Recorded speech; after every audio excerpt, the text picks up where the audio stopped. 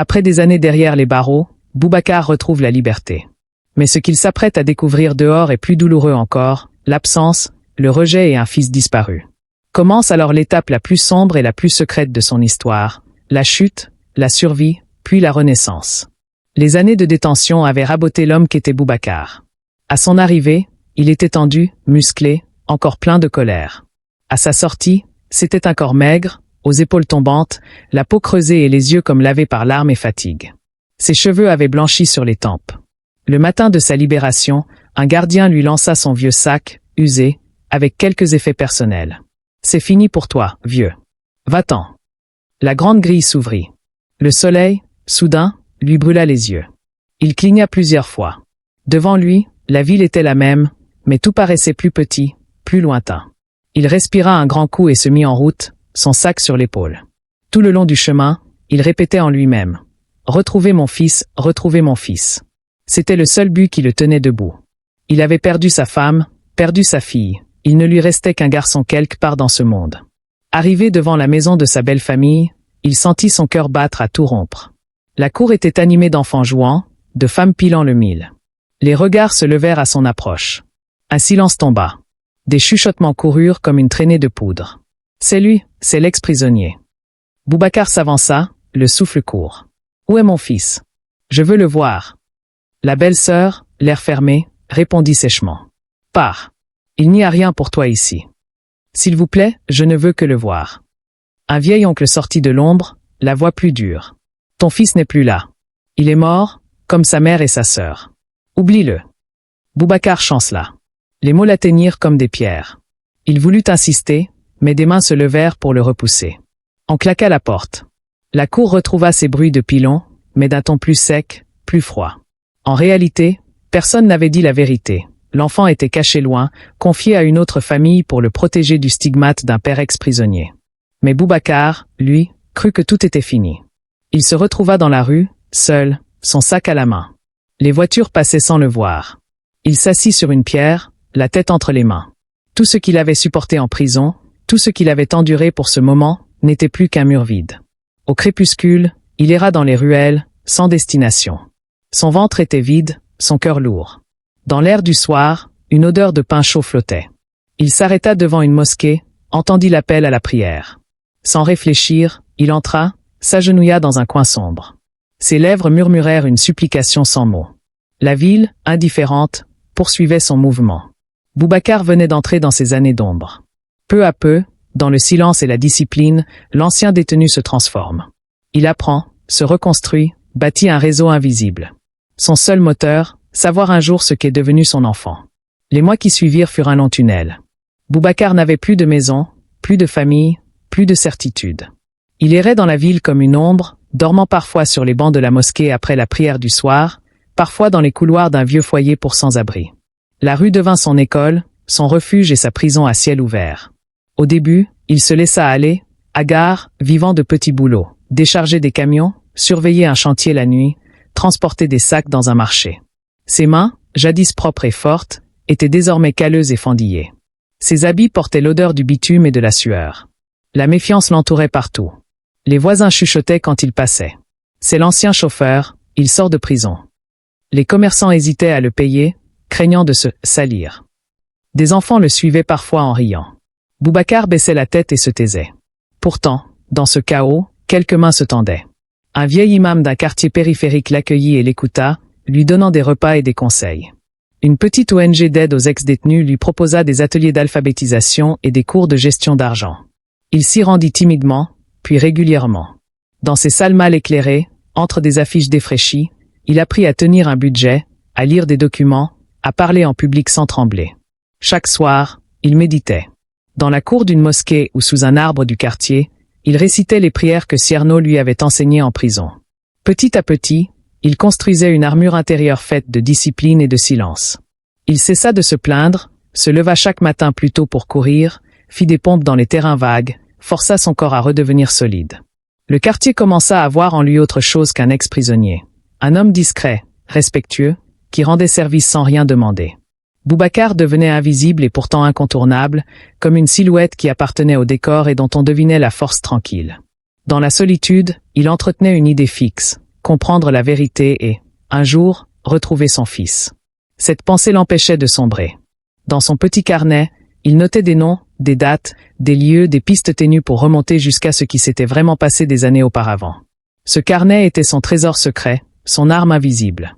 Les années d'ombre, qui auraient pu le détruire, finirent par le transformer. L'homme brisé se mua en un homme silencieux et stratégique. Le feu de la vengeance et le souffle de la foi se mêlaient dans sa poitrine, formant une braise qui ne demandait qu'à éclater au grand jour. Puis un murmure change tout, son fils est vivant. Cet espoir ranime en lui la force et la stratégie. Chaque jour il avance, chaque nuit il prie. Les années passaient et Boubacar continuait ses petits boulots, son carnet de notes serré contre lui comme un talisman. Chaque soir, il écrivait des hypothèses sur son fils. Il priait pour lui, imaginait son visage, se demandait quel âge il avait, quelle voix, quel regard. Un après-midi de marché, il croisa Samba, un vieil homme du quartier qui avait connu sa femme. Les deux hommes échangèrent des banalités, puis Samba, baissant la voix, lâcha. « Boubacar, je sais quelque chose sur ton fils. » Boubacar se figea. « Mon fils. On t'a menti. Il n'est pas mort. » Le sol sembla disparaître sous ses pieds. « Quoi » souffla-t-il. « Il vit quelque part. Mais je ne sais pas où. Ta belle famille a déménagé il y a des années. Personne ne veut parler. Ils disent que c'est pour le protéger. » Boubacar attrapa le bras du vieil homme. « Dis-moi où. Qui l'a » Samba secoua la tête, désolé. « Je ne sais pas. Je sais juste qu'il vit, c'est tout. » Cette nuit-là, Boubacar ne dormit pas. Il resta assis par terre dans sa chambre exiguë, les yeux fixés sur le vide. Il est vivant. Il est vivant. Les mots tournaient en lui comme une litanie. La joie se mêlait à la douleur, il avait retrouvé l'espoir, mais aussi le vertige de l'impuissance. Les jours suivants, il tenta de remonter la piste. Il retourna devant l'ancienne maison de sa belle famille, des murs repeints, des inconnus qui l'ignoraient. Il demanda à des anciens voisins, personne ne savait, ou personne ne voulait parler. Il n'avait pas l'argent pour payer un enquêteur, pas de contact dans l'administration. Il se retrouva face à un mur. Chaque soir, dans la mosquée, il pria pour son fils. Il lui parlait en silence, lui envoyait des mots invisibles. « Tiens bon, où que tu sois. Papa est là. » Dans la solitude de sa chambre, il comprit qu'il allait devoir vivre avec cette absence, savoir que son fils était vivant, mais ne pas savoir où. C'était un fil ténu, cruel, qui l'empêchait de sombrer tout en le torturant chaque jour. Mais au fond de lui, il le sentait. Un jour, d'une manière ou d'une autre, il retrouverait sa trace. Si cette histoire vous captive, abonnez-vous et partagez la vidéo pour découvrir la suite. Comment Boubacar retrouvera son fils et affrontera enfin son passé. Puis un murmure change tout. Son fils est vivant. Cet espoir ranime en lui la force et la stratégie. Chaque jour il avance, chaque nuit il prie. Boubacar avait désormais une certitude, son fils était vivant. Mais il n'avait ni adresse, ni photo récente, ni même un nom de famille précis. Rien qu'une rumeur, un fil d'air. Cette ignorance était un supplice, mais elle devint aussi un moteur. Il comprit qu'il ne pouvait pas continuer à errer. Pour retrouver un jour son fils, il devait redevenir quelqu'un. Construire une base, un nom, un réseau. Se transformer.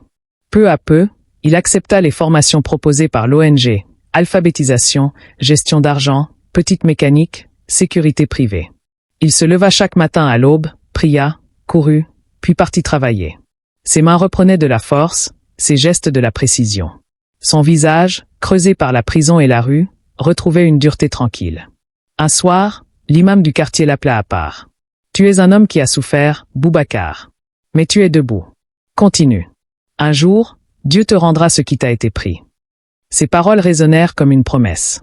À force de discipline, Boubacar décrocha un emploi stable comme gardien de nuit dans un grand entrepôt. Salaire modeste mais régulier. Avec le temps, il loua une petite chambre propre dans un quartier plus calme. Il acheta un téléphone d'occasion. Il ouvrit un compte bancaire. Ces gestes simples, pour lui, étaient des victoires. Dans un vieux cahier, il commença à tenir des notes sur tout ce qu'il apprenait. Noms d'anciens collègues, adresses de gens qui avaient connu sa belle famille, date, horaire. Chaque information était une graine qu'il comptait faire germer plus tard. Il bâtissait, dans l'ombre, un réseau invisible, comme un enquêteur silencieux. Il développa aussi une routine spirituelle. Chaque soir, il récitait les prières de Cyrano, lisait des passages sacrés, méditait. Il y trouvait une paix et une clarté nouvelle. La haine diminuait, la patience grandissait. La nuit, avant de s'endormir, il regardait le plafond de sa chambre et murmurait. « Un jour je te retrouverai, mon fils. » même si je dois attendre toute ma vie.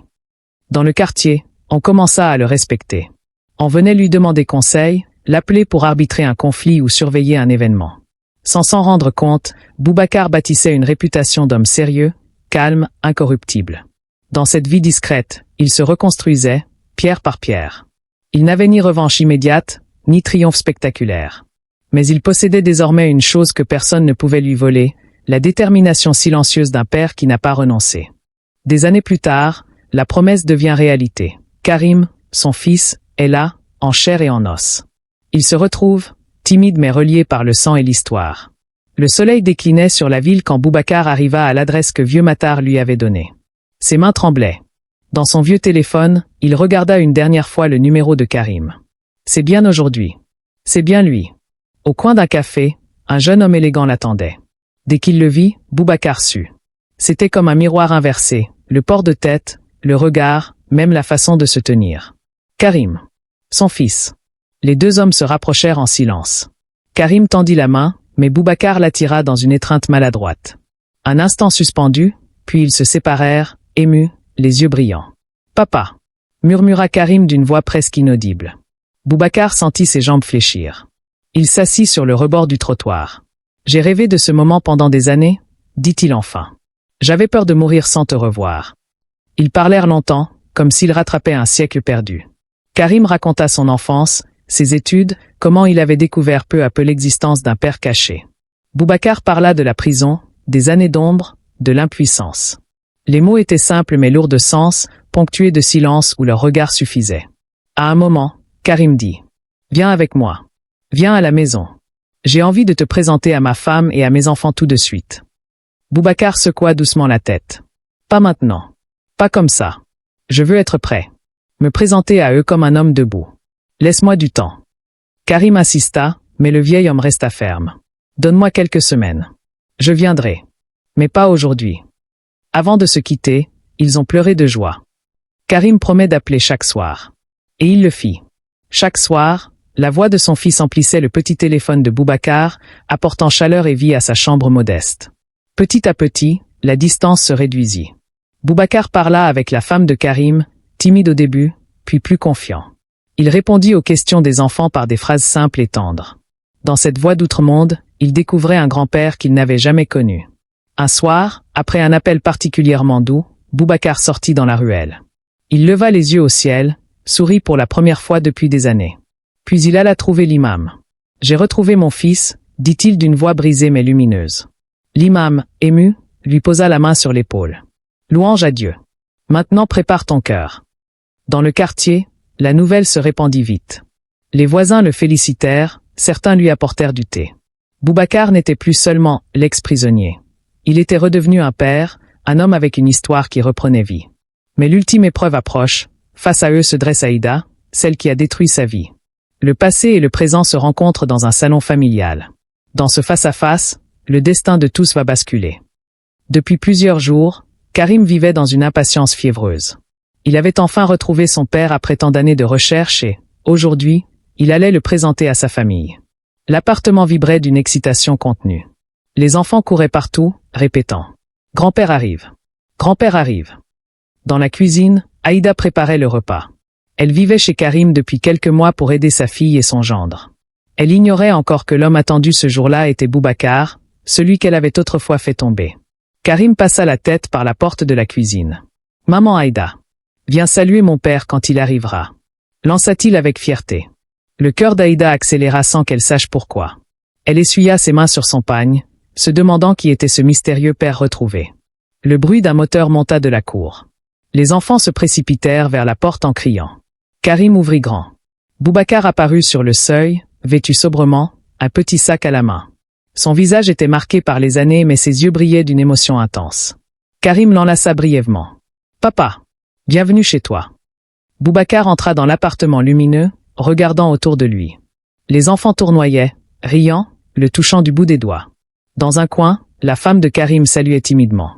Tout semblait normal, jusqu'au moment où il leva les yeux vers le salon. Assise sur le canapé, un foulard sur la tête, Aïda se leva pour saluer. Le monde de Boubacar bascula. Il sentit ses genoux trembler. La femme qu'il avait détruit 25 ans plus tôt était là, dans l'appartement de son fils. Aïda, en le voyant, devint blême. Elle comprit d'un seul coup. Cet homme était Boubacar, le père de Karim, et donc le père du mari de sa fille. Toute la vérité, longtemps cachée, surgissait brutalement.